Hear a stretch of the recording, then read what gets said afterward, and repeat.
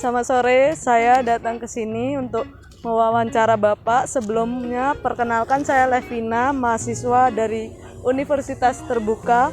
Saya ke sini karena saya dapat tugas untuk melakukan wawancara mengenai budidaya tanaman pangan utama.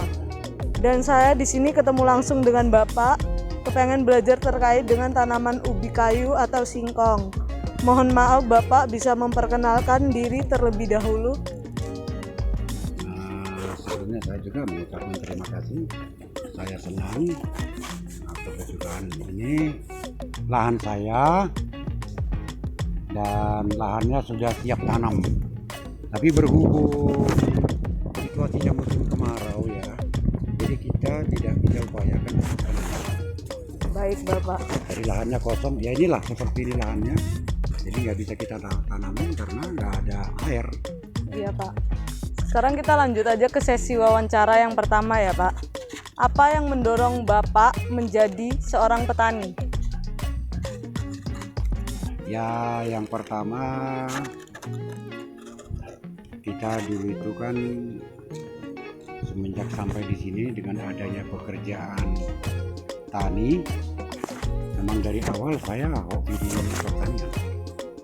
Jadi semenjak kita sampai di Lampung ini dulu, kita selalu melakukan usaha tani. Tapi ya usaha taninya hanya seperti ini, nanam singkong, paling nanti sekali-sekali kita tanam jagung. Ya, yang kita tanamin ya cuma seperti itu.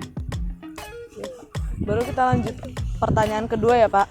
Apa jenis varietas yang ditanam? Nah, kita nanam varietas, kalau orang bilang di sini Garuda namanya.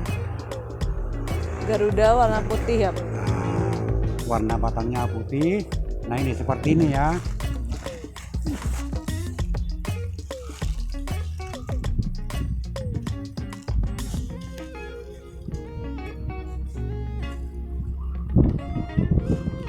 Ini contoh untuk varietas. Dan boleh kita tahu asal-usul benihnya bersertifikat atau tidak bersertifikat Pak? Kalau setahu saya bibit ini masuk ke daerah kita ini bersertifikat. Cuman kita sudah mendapatkan dari kawan-kawan petani. Baik Pak. Ya. Dan pertanyaan yang keempat, perlakuan benih sebelum ditanam. Bagaimana Pak perlakuan benih Nah, sebelum untuk ditanam? perlakuan benihnya setelah kita melakukan apa pas lagi habis panen, nah itu bibitnya, untuk bibit kita pilih yang kualitasnya bagus. Nah itu kita pisahkan, kita taruh, kita kumpulkan di tempat yang teduh, apa sejuk lah, jadi biar nggak terjadi pengeringan sambil kita menunggu lahannya selesai pengolahan kembali. Oke. Kira-kira seperti itu. Iya. Perlakuan yang kelima pertanyaannya, perlakuan tanah sebelum ditanami. Apakah dibajak dan dipupuk terlebih dahulu? Bila dibajak, dilakukan berapa hari sebelum tanam? Bila dipupuk, sebutkan jenis pupuk, dosis, waktu, dan caranya. Nah, kalau kita yang biasa kita lakukan di sini, setelah panen bibitnya kita singkirkan. Nah itu kita lakukan pembajakan, dibajak, pengolahan tanah dengan cara dibajak. Nah setelah selesai kita bajak, lahan ini kita biarkan lebih kurang 10 hari, sampai kadang-kadang sampai 2 minggu, biar ada gulma-gulma juga kayak rumput-rumput itu, biar pembusukan dulu. Nah setelah kurang lebih 10 hari apa 2 minggu, nah kita lakukan yang seperti ini.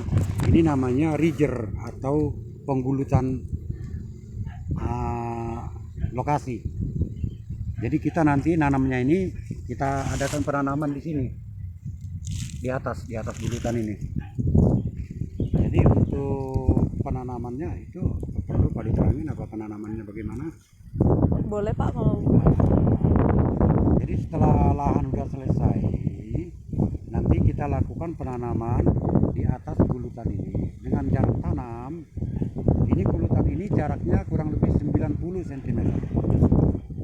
Nah, untuk jarak tanamnya nanti kita lakukan 80, kurang lebihnya 80 cm. Nah, itu untuk jarak tanam. Nah, Oke. kira-kira seperti itu. Oke, Pak.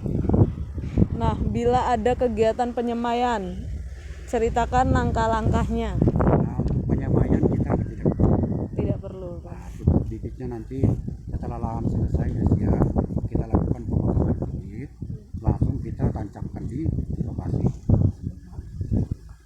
Yang terakhir, Pak, bila ada pembuatan bedengan, ceritakan cara pembuatannya dan ukurannya.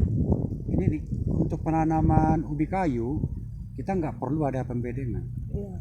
Pembedengan itu paling yang berlaku untuk tanaman-tanaman inilah seperti kentang, cabai, dan lain sebagainya. Kalau untuk jagung dengan ubi kayu ini ya cukup begini aja yang biasa kita lakukan.